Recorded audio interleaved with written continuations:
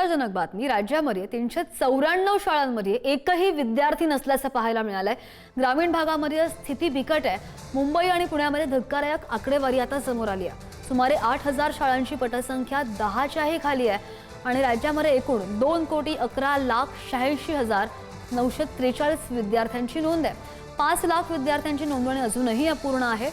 ग्रामीण शाळा रिकाम्या होण्याचं प्रमाण सुद्धा बरंच चिंताजनक आहे। पुण्यामध्ये सर्वाधिक 37 शाळांमध्ये एकाही विद्यार्थ्याची नोंद नाही आहे आणि रत्नागिरीमधील 24, नागपूरमधील 23 आणि या शाळा विद्यार्थ्यांविनाच पडून आहेत।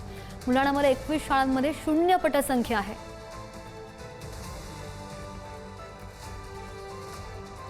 राज्यामध्ये 394 शाळांमध्ये एकही विद्यार्थी नाही आहे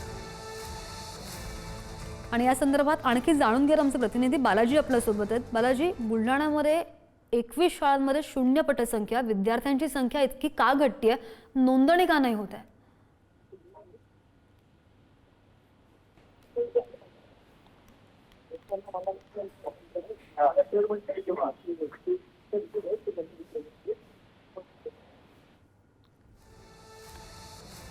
तुमचा आवाज येत नाहीये बालाजी, पुन्हा जोडण्याचा प्रयत्न करू। धन्यवाद। तर आपण पाहतो राज्यामध्ये 394 शाळांमध्ये एकही विद्यार्थी नसल्याची चिंताजनक बाब समोर आली आहे।